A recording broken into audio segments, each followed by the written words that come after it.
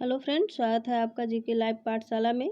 UP triple SC PET के लिए हम लोग अंकित भाटी की न्यू प्रैक्टिस सेट सॉल्व कर रहे थे 2023 का। तो आइए आज हम लोग 15 नंबर और लास्ट प्रैक्टिस सेट सॉल्व करते हैं। तो इसमें जो दिया गया है आपका 14 नंबर तक का प्रैक्टिस सेट, वो आप लोग अगर आप लोग न देखे हों तो उसे आप लोग प्लेलिस्ट से जा करके देख सकते हैं। तो आइए 15 नंबर का हम लोग प्रैक्टिस सेट सॉल्व करते हैं। दोस्तों प्लीज़ चैनल को सब्सक्राइब ज़रूर करते रहिए, वीडियो को लाइक ज़रूर करते रहिए। तो आइए देखिए, इसमें जो पहला क्वेश्चन 15 नंबर प्रैक्टिस सेट में दिया गया है वह दिया गया है आपका, सिंधु घाटी सभ्यता में नक्शादीदार ईंटों का प्रयोग कहाँ पर हुआ था। तो इसका जो ईंटों का प्रयोग आपका कालीबंगा में हुआ था। ऑप्शन नंबर सी सही हो जाएगा। अगला क्वेश्चन दिया गया है, जैन धर्म की दूसरी संगीत किसकी अध्यक्षता में हुई थी। तो ये आपका क्षमा श्रवण की अध्यक्षता में हुई थी दूसरी संगीत। ऑप्शन नंबर बी सही हो जाएगा। हर्षवर्धन की किस तिथि को सिंहासन पर बैठे थे। तो हर्षवर्धन आपके 606 ईस्वी में जो है सिंहासन पर बैठे थे। ऑप्शन नंबर बी सही हो जाएगा। अगला क्वेश्चन दिया गया है, दिल्ली के किस सुल्तान ने सजदा और पैबोस की प्रथा शुरू की थी। तो ये आपका बलबन ने की थी। ऑप्शन नंबर ए सही हो जाएगा। अकबर ने अपने आप को हरम दल से पूर्णतः मुक्त कब कर दिया था। तो ये आपका 1562 में जो है अकबर ने अपने आप को हरम दल से पूर्णतः मुक्त कर दिया था। ऑप्शन नंबर बी सही हो जाएगा। किस अंग्रेज गवर्नर जनरल ने अहस्तक्षेप की नीति अपनाई थी। तो ये नीति जो है आपका सर जॉन शोर ने जो है अपनाई थी। ऑप्शन नंबर बी सही हो जाएगा। महात्मा गांधी ने सत्याग्रह का प्रयोग सर्वप्रथम कहाँ पर किया था। तो महात्मा गांधी ने जो है सत्याग्रह का प्रयोग सर्वप्रथम आपका दक्षिण अफ्रीका में किया था। ऑप्शन नंबर सी सही हो जाएगा। अगला क्वेश्चन दिया गया है, अंग्रेजों ने ऑपरेशन जीरो आवर किस आंदोलन के लिए चलाया था। तो ये आपका चलाया था भारत छोड़ो आंदोलन के लिए जो है अंग्रेजों ने ऑपरेशन जीरो आवर चलाया था। ऑप्शन नंबर डी सही हो जाएगा। भारत सरकार अधिनियम 1935 के अनुसार मद्रास विधानसभा के सदस्यों की संख्या कितनी थी। तो मद्रास जो है विधानसभा सदस्यों की जो संख्या थी वो थी आपकी 275। ऑप्शन नंबर ए सही हो जाएगा। अगला क्वेश्चन दिया गया है, 1857 की क्रांति में किस स्वतंत्रता सेनानी को महक परी की उपाधि दी गई थी। तो महक परी की उपाधि जो है बेगम हजरत महल को दी गई थी। ऑप्शन नंबर ए सही हो जाएगा। अगला क्वेश्चन दिया गया है, भारत की अंतर्राष्ट्रीय सीमा का आरोही क्रम कौन सा है। तो भारत की जो अंतर्राष्ट्रीय सीमा का आरोही क्रम है वह है आपका नेपाल, पाक, चीन और बांग्लादेश। ऑप्शन नंबर डी सही हो जाएगा। भारत के अंतर्राष्ट्रीय सीमा का आरोही क्रम, ऑप्शन नंबर डी सही हो जाएगा। अगला क्वेश्चन दिया गया है, निम्नलिखित विकल्पों में से भारत का सबसे व्यस्त अंतर्राष्ट्रीय बंदरगाह कौन सा है। तो ये है आपका मुंबई जो बंदरगाह है वो आपका भारत का सबसे व्यस्त अंतर्राष्ट्रीय बंदरगाह है। ऑप्शन नंबर ए सही हो जाएगा। अगला क्वेश्चन दिया गया है, भारत के नाभिकीय संयंत्रों में से निम्नलिखित में से कौन सा युग्म सही सुमेलित है। तो जो सही सुमेलित युग्म है वह है आपका काकरापारा गुजरात का। ये जो है आपका भारत के नाभिकीय संयंत्रों में से निम्नलिखित में से जो है सही युग्म है जो काकरापारा है, ये गुजरात के नाभिकीय संयंत्रों में से एक है। ऑप्शन नंबर डी सही हो जाएगा। अगला क्वेश्चन दिया गया है, विश्व वन्य जीव सप्ताह कब मनाया जाता है। तो ये आपका मनाया जाता है अक्टूबर का पहला सप्ताह। ऑप्शन नंबर सी सही हो जाएगा। सूची फर्स्ट का सूची सेकंड से मिलान कीजिए। तो देखिए दिया गया है आपका, एक तरफ सूची फर्स्ट दिया गया है, दूसरी तरफ जो है सूची सेकंड दिया गया है। एक तरफ नदी दिया गया है और एक तरफ आपका सहायक नदी दिया गया है। तो आप देखते हैं कि कौन सी नदी का कौन सी सहायक नदी है। तो दोस्तों देखिए एक तरफ नदी है और दूसरी तरफ जो है आपकी सहायक नदी है। तो गंगा नदी की जो सहायक नदी है वो आपका सोन नदी होती है, ठीक है। और गोदावरी नदी की जो सहायक नदियाँ होती है वो आपकी मंजीरा नदी होती है। मंजीरा जो नदी है ये आपकी गोदावरी की जो है सहायक नदी है। और आगे देखिए ऑप्शन में आपका और दिया गया है। और कृष्णा नदी की जो सहायक नदी है वो आपका भीमा नदी होती है, जो इसके पहले वाले पेज पे था। कृष्णा नदी की जो सहायक नदी है वो आपका भीमा नदी है। और यमुना नदी की सहायक नदी जो होती है वो आपकी केन जो होती है यमुना नदी की सहायक नदी है। तो आइए देखते हैं हमारा जो इसमें ऑप्शन में दिया गया है, ऑप्शन है आपका डी सही हो जाएगा। चौथा, तीसरा, पहला और दूसरा। अगला क्वेश्चन दिया गया है, भारत में प्रवाही योजनाएं लागू की जाने के समय भारत के प्रधानमंत्री कौन थे? तो भारत में प्रवाही योजनाएं जो है लागू किए जाने के समय जो है भारत के प्रधानमंत्री आपके मोरारजी देसाई थे। ऑप्शन नंबर डी सही हो जाएगा। अगला क्वेश्चन दिया गया है, भारत के सभी बड़े उद्योगपतियों ने देश में एक नियोजित अर्थव्यवस्था की स्थापना हेतु एक साथ मिलकर एक संयुक्त प्रस्ताव तैयार किया। तो ये आपका तैयार किया था 1944 में जो है भारत के सभी बड़े उद्योगपतियों ने देश में एक नियोजित अर्थव्यवस्था की स्थापना हेतु एक साथ मिलकर एक संयुक्त प्रस्ताव तैयार किया था 1944 में। ऑप्शन नंबर ए सही हो जाएगा। अगला क्वेश्चन दिया गया है, अर्थशास्त्र में एनडीपी का पूर्ण रूप क्या है? तो अर्थशास्त्र में जो है एनडीपी का पूर्ण रूप होता है net domestic product. Option number B सही हो जाएगा। भारत में राष्ट्रीय आय की गणना किसके द्वारा की जाती है? तो ये आपका किया जाता है केंद्रीय सांख्यिकी संगठन द्वारा जो है भारत में राष्ट्रीय आय की गणना की जाती है।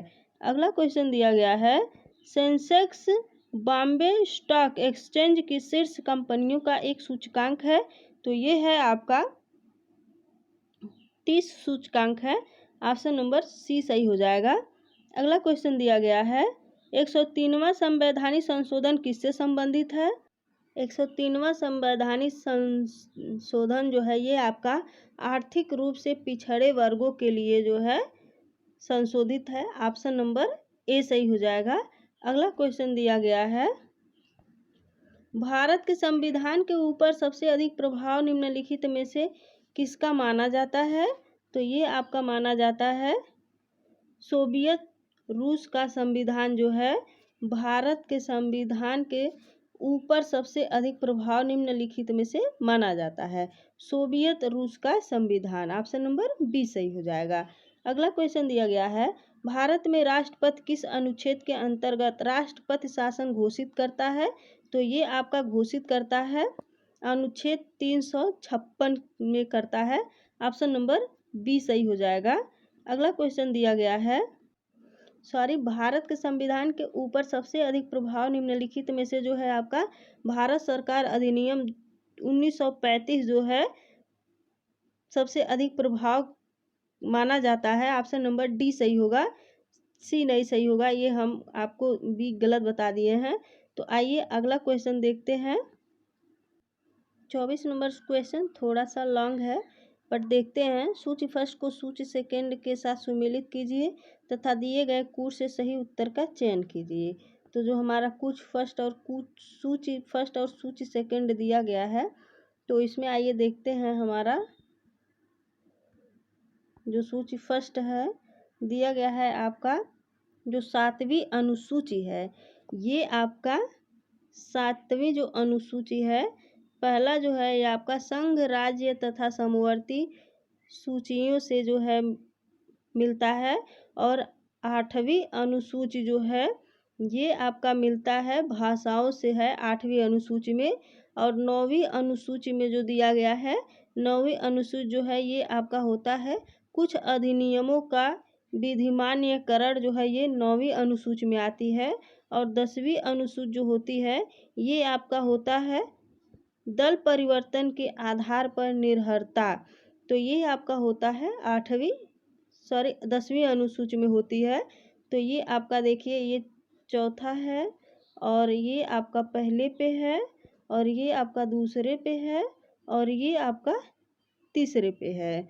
तो आइए देखते हैं, चौथे पर है, और ये पहला जो है आपका तीसरे पर है, और चौथा जो है ये आपका दूसरे पर है। तो आइए देखते हैं हमारा जो इसमें कूट दिया गया है, कूट में आपका दिया गया है तीसरा, पहला, चौथा और दूसरा। ऑप्शन नंबर डी सही हो जाएगा।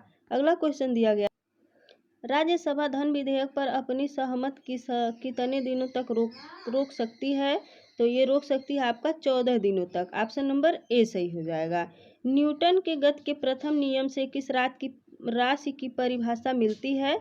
तो ये मिलती है आपकी बल राशि की। ऑप्शन नंबर बी सही हो जाएगा। ध्वनि तरंगे जो है तरंगे होती हैं, तो ध्वनि तरंगे जो है आपकी कौन सी तरंगे होती हैं? तो वो यांत्रिक तरंगे होती हैं। ऑप्शन नंबर ए सही हो जाएगा। सेब में निम्नलिखित में से कौन सा एसिड पाया जाता है? तो इसमें जो है आपका मैलिक एसिड पाया जाता है। ऑप्शन नंबर ए सही हो जाएगा। अगला क्वेश्चन है, समान परमाणु संख्या परंतु असमान द्रव्यमान संख्या वाले तत्व कहलाते हैं? तो ये कहलाते हैं आपके समावयव कहलाते हैं। ऑप्शन नंबर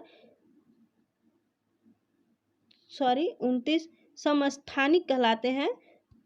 जो समान परमाणु संख्या परंतु असमान द्रव्यमान वाले जो संख्या वाले तत्व होते हैं वो समस्थानिक कहलाते हैं। ऑप्शन नंबर बी सही हो जाएगा। अगला क्वेश्चन दिया गया है, डीएनए का पूर्ण रूप क्या है? तो डीएनए का जो पूर्ण रूप होता है वो डीऑक्सी राइबोन्यूक्लिक अम्ल होता है। ऑप्शन नंबर डी सही हो जाएगा। अगला क्वेश्चन दिया गया है, निम्नलिखित में से आच्छादित का उचित विच्छेद होगा? तो आच्छादित का उचित विच्छेद आपका आ प्लस छादित होता है।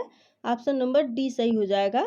अगला क्वेश्चन दिया गया है, प्रेक्षा का पर्यायवाची है? प्रेक्षा का पर्यायवाची जो है आपका दृष्टि होता है। ऑप्शन नंबर डी सही हो जाएगा। अगला क्वेश्चन दिया गया, भला चाहने वाला क्या कहलाता है? तो भला चाहने वाला जो है आपका हितैषी कहलाता है। ऑप्शन नंबर डी सही हो जाएगा। ऊँट के मुंह में जीरा का अर्थ है? तो ऊँट के मुंह में जीरा का जो अर्थ है वह है बहुत अधिक खाने वाले को बहुत कम देना। ऑप्शन नंबर ए सही हो जाएगा। अगला क्वेश्चन दिया गया है, अपने अपने किताबें बस्ते में डाल लो, कोई त्रुटि नहीं है? तो इसमें जो है त्रुटि पूछा है। अपने अपने किताबें जो है बस्ते में डाल लो में कोई त्रुटि नहीं है। तो इसमें देखिए उपर्युक्त में वाक्य में कोई त्रुटि है तो बताइए, या कोई त्रुटि नहीं है। तो यहाँ देखिए जो अपने अपने बस्ते जो है किताब जो है बस्ते में डालिए, तो इसमें जो है जो आपका त्रुटि दिया गया है वो है अपने अपने किताबों। देखिए दिया गया है ना, अपने अपने किताबों जो है ये त्रुटि है।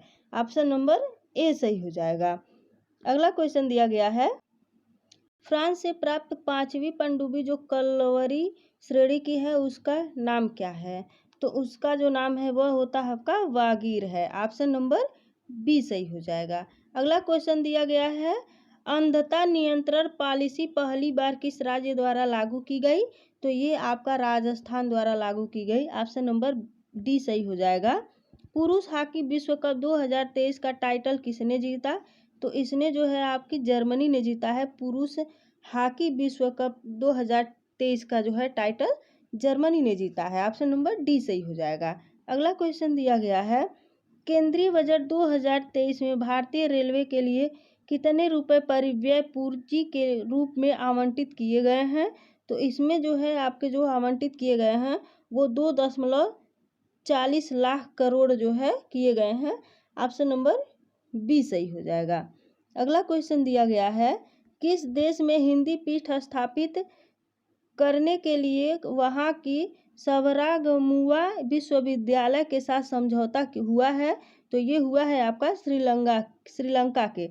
ऑप्शन नंबर बी सही हो जाएगा। अगला क्वेश्चन दिया गया है, अंतर्राष्ट्रीय श्रम संगठन ने अपने विभाग में बाहरी लेखा परीक्षक के लिए किस भारतीय को चुना है? तो इसमें जो है जो भारतीय चुने गए हैं वो हैं आपके Girish Chandra Murmu. Option number D सही हो जाएगा। गिरीश चंद्र मुर्मू जो है ये अंतर्राष्ट्रीय श्रम संगठन ने अपने विभाग में बाहरी लेखा परीक्षक के लिए जो है भारतीय को चुना गया है, गिरीश चंद्र मुर्मू को। ऑप्शन नंबर डी सही हो जाएगा। अगला क्वेश्चन दिया गया है, रेमन मैग्सेसे पुरस्कार 2023 में किस भारतीय को प्राप्त हुआ? तो ये आपका हुआ है, इसका ऑप्शन देखिए, ऑप्शन नंबर डी जो ऊपर दिया गया है, नेक्स्ट पेज पे देखते हैं। ये आपका डॉक्टर आर रवि कन्नन को जो है चुना है। ऑप्शन नंबर डी सही हो जाएगा। हाल ही में आम आदमी पार्टी को राष्ट्रीय पार्टी का दर्जा प्राप्त हुआ है। अब राष्ट्रीय स्तर की कितनी पार्टियां हो गई हैं? तो ये आपकी हो गई हैं 6 पार्टियां हो गई हैं। ऑप्शन नंबर बी सही हो जाएगा। अगला क्वेश्चन दिया गया है, हाल ही में बिहार के किस चावल को जीआई टैग दिया गया है? तो ये आपका दिया गया है मरचा चावल को। ऑप्शन नंबर सी सही हो जाएगा। सूडान जो अपने गृह युद्ध से ग्रस्त है वहाँ से भारतीयों को निकालने के लिए भारत ने कौन सा अभियान चलाया है? तो वहाँ से जो है भारतीयों को निकालने के लिए भारत ने जो है ऑपरेशन कावेरी चलाया है। ऑप्शन नंबर बी सही हो जाएगा। अगला क्वेश्चन दिया गया है, economic nightmare of India it's cause and it's cure नामक पुस्तक के लेखक कौन है? तो इस पुस्तक के जो है लेखक हैं वे हैं आपके चौधरी चरण सिंह। ऑप्शन नंबर बी सही हो जाएगा। विश्व बौद्धिक संपदा संगठन का मुख्यालय कहाँ स्थित है? तो इसका जो मुख्यालय है वो जिनेवा में स्थित है। ऑप्शन नंबर बी सही हो जाएगा। पर्यावरण वन एवं जलवायु परिवर्तन मंत्रालय में अक्टूबर 2019 में भारत में इनमें से किस दुर्लभ और लुप्त प्राय प्रजाति की जनसंख्या की गणना करने का पहला राष्ट्रीय प्रोटोकॉल आरंभ किया गया है? तो ये आपका किया गया है हिम तेंदुआ को। ऑप्शन नंबर ए सही हो जाएगा। अगला क्वेश्चन दिया गया है, भारत और पाकिस्तान दोनों के सर्वोच्च नागरिक पुरस्कार प्राप्त करने वाले एकमात्र भारतीय कौन थे? तो एकमात्र जो भारतीय थे वे थे आपके Morarji Desai. Option number B सही हो जाएगा। अगला क्वेश्चन दिया गया है, त्रिपुरा का स्थापना दिवस कब मनाया जाता है? तो इसका जो स्थापना दिवस है वो 21 जनवरी को जो है त्रिपुरा का स्थापना दिवस मनाया जाता है। राष्ट्रीय मस्तिष्क अनुसंधान संस्थान कहाँ स्थित है? तो ये आपका हरियाणा में स्थित है। ऑप्शन नंबर ए सही हो जाएगा। ब्लैक पैगोडा के नाम से कौन सा मंदिर प्रसिद्ध है? तो ये आपका प्रसिद्ध है कोणार्क का सूर्य मंदिर। ऑप्शन नंबर बी सही हो जाएगा। यूनानी की मुद्रा क्या है? तो यूनानी की जो मुद्रा यूरो होता है। ऑप्शन नंबर ए सही हो जाएगा। कुमारकीवंज नौका दौड़ उत्सव के दौरान सितंबर में वेम्बनाड झील में होने वाले सबसे प्रशंसित नौका दौड़ है? तो इसमें जो है सबसे प्रशंसित जो नौका दौड़ है वह है आपका ओणम है। ऑप्शन नंबर ए सही हो जाएगा। करज एंड कन्विक्शन एंड ऑटोबायोग्राफी निम्न में से किस व्यक्ति की आत्मकथा है? तो ये है आपका वीके सिंह की जो है आत्मकथा है। ऑप्शन नंबर डी सही हो जाएगा। अगला क्वेश्चन दिया गया है, पैराग्राफ से देखिए 71 से 75 नंबर तक के क्वेश्चन पूछे जाएंगे। तो आइए गद्यांश को पढ़ते हैं। आप लोग प्लीज़ इसको पूछ करके ज़रूर पढ़ा करिए। दिया गया है, शिक्षा को वैज्ञानिक और प्राविधिक मूलाधार देकर हमने जहां भौतिक परिवेश को पूर्णतया परिवर्तित कर दिया है और जीवन को अप्रत्याशित गतिशीलता दे दी है, वहां साहित्य, कला, धर्म और दर्शन को अपनी चेतना से बहिष्कृत कर मानव विकास को एकांगी बना दिया है। पिछली शताब्दी में विकास के सूत्र प्रकृति के हाथ से निकलकर मनुष्य के हाथ में पहुंच गए हैं, विज्ञान के हाथ में पहुंच गए हैं और इस बंद गली में पहुंचने का अर्थ मानव जाति का नाश भी हो सकता है। इसलिए नैतिक और आत्मिक मूल्यों के साथ साथ विकसित करने की आवश्यकता है, जिससे विज्ञान हमारे लिए भस्मासुर का हाथ न बन जाए। व्यक्ति की क्षुद्रता यदि राष्ट्र की क्षुद्रता बन जाती है तो विज्ञान भस्मासुर बन जाता है। इस सत्य को प्रत्येक क्षण सामने रखकर ही अणु विस्फोट को मानव प्रेम और लोकहित की मर्यादा दे सकेंगे। अपरिसीमित भौतिक शक्तियों का स्वामी मानव आज अपने व्यक्तित्व के प्रति आस्थावान नहीं है और प्रत्येक क्षण अपने अस्तित्व के संबंध में शंकाग्रस्त है। तो आइए इस पे 71 नंबर का जो क्वेश्चन दिया गया है, आज का मानव अपने व्यक्तित्व और अस्तित्व के लिए प्रति इसलिए शंकालु है क्योंकि दिया गया है आपका, वह विज्ञान की विध्वंसक शक्तियों से भयभीत है। ऑप्शन नंबर ए सही हो जाएगा। अगला क्वेश्चन दिया गया है इसमें, हमारी विज्ञानागृत शिक्षा की सर्वाधिक महत्वपूर्ण देन है। तो इसकी जो सर्वाधिक महत्वपूर्ण देन है वह है आपका जीवन का अपरिसीम भौतिक विकास। ऑप्शन नंबर सी सही हो जाएगा। अगला क्वेश्चन दिया गया है, मानव जीवन को भस्मासुर बनने में कैसे रोक सकते हैं। तो मानव जीवन को जो है भस्मासुर बनने के लिए आपका रोक सकते हैं मानव सभ्यता का विनाश करके। ऑप्शन नंबर बी सही हो जाएगा। अगला क्वेश्चन दिया गया है, आधुनिक मानव विकास को सर्वांगीण नहीं कहा जा सकता क्योंकि, तो नहीं कहा जा सकता क्योंकि साहित्य, धर्म, कला आदि मानव चेतना से निर्वासित है। ऑप्शन नंबर ए सही हो जाएगा। अगला क्वेश्चन दिया गया है, अणु विस्फोट को मानवतावाद की मर्यादा देना तभी संभव है जब व्यक्ति की क्षुद्रता को राष्ट्र की क्षुद्रता न बनने दिया जाए। ऑप्शन नंबर सी सही हो जाएगा। अगला क्वेश्चन इसमें फिर दिया गया है आपका पैराग्राफ से है, तो आइए पैराग्राफ पढ़ते हैं। राष्ट्र के सर्वांगीण विकास के लिए चरित्र निर्माण परम आवश्यक है। जिस प्रकार वर्तमान में भौतिक निर्माण का कार्य अनेक योजनाओं के माध्यम से तीव्र गति के साथ संपन्न हो रहा है, वैसे ही वर्तमान की सबसे बड़ी आवश्यकता यह है कि देशवासियों के चरित्र निर्माण के लिए भी प्रयत्न किया जाए। उत्तम चरित्रवान व्यक्ति ही राष्ट्र की सर्वोच्च संपदा है। जनतंत्र के लिए तो यह एक महान कल्याणकारी योजना है। जन समाज में राष्ट्र, संस्कृत समाज एवं परिवार के प्रति हमारा क्या कर्तव्य है, इसका पूर्ण रूप से बोध कराना एवं राष्ट्र में व्याप्त समग्र भ्रष्टाचार के प्रति निषेधात्मक वातावरण का निर्माण करना ही चरित्र निर्माण का प्रथम सोपान है। पाश्चात्य शिक्षा और संस्कृत के प्रभाव से आज हमारे मस्तिष्क में भारतीयता के प्रति हीन भावना उत्पन्न हो गई है।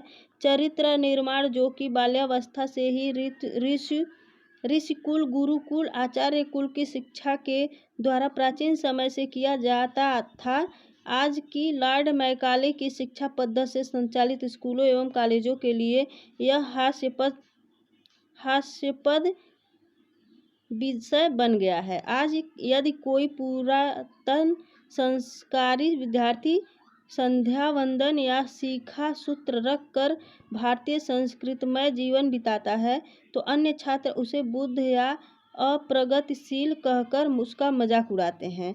आज हम अपने भारतीय आदर्शों का परित्याग करके पश्चिम के अंधानुकरण को ही प्रगति मान बैठते हैं। इसका आघात परिणाम चरित्र दोष के रूप में आज देश में सर्वत्र दृष्टिगोचर हो रहा है। तो आइए इस पे क्वेश्चन देखते हैं। चरित्र निर्माण की परम आवश्यकता है, तो इसकी जो परम आवश्यकता है वो राष्ट्र के सर्वांगीण विकास के लिए जो है ये चरित्र निर्माण की परम आवश्यकता है। ऑप्शन नंबर बी सही हो जाएगा। अगला क्वेश्चन दिया गया है, जनतंत्र के लिए लाभकारी हो सकते हैं। तो जनतंत्र के लिए लाभकारी जो है आपका उत्तम चरित्रवान व्यक्ति हो सकता है। ऑप्शन नंबर सी सही हो जाएगा। उन्नत राष्ट्र के लिए विकास का प्रथम सोपान है, तो उन्नत राष्ट्र के लिए विकास का जो प्रथम सोपान है वो भ्रष्टाचार के प्रति निषेधात्मक वातावरण है।